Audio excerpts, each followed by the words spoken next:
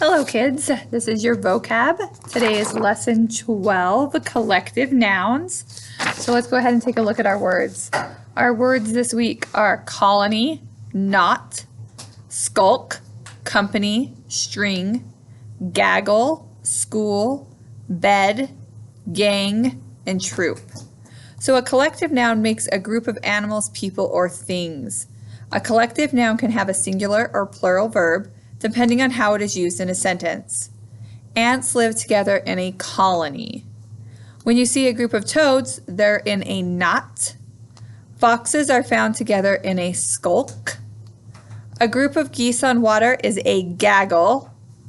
A group of fish is called a school. Oysters live in a bed. And a gang of elk is a group of them.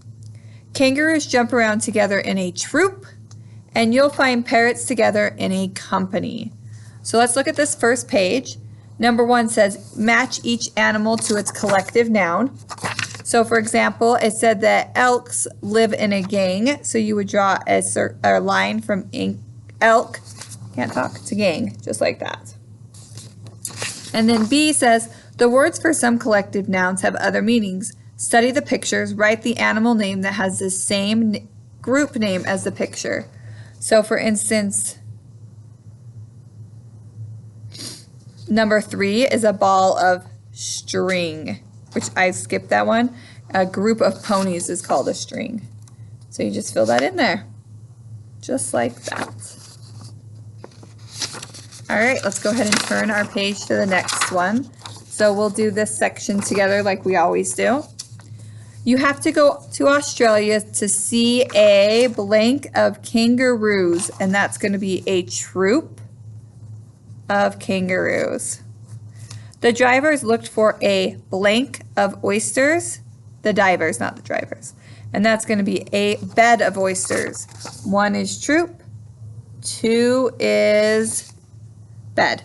Number 3, in the rainforest, a blank of parrots live in the trees. That's going to be a company. Number 4, a blank of geese honked as we drove up to the farm. And that one is going to be a gaggle of geese. So 3 is company, 4 is gaggle. Let's look at number 5. There's a blank of ants out on the patio. That's colony. There's a colony of ants.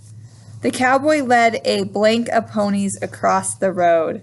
A string of ponies. 5 is colony. 6 is string. Let's look at number 7. Down by the pond, there's a blank of toads. And that's a knot. A knot of toads. A blank of tuna swam by the boat. That's going to be a school, because tuna is a type of fish. So 7 is knot, 8 is school. Number 9, watch out for the blank of foxes in the woods. Let's see here.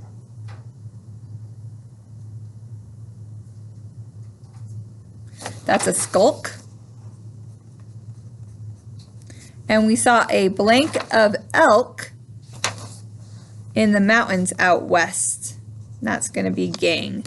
9 is skulk, 10 is gang. Go ahead and pause right here if you need to finish filling in those answers. And let's go on to section B. This is the questions. Read each question, choose the best answer. So for number 1, which group can fly? A colony, a knot, or a gaggle?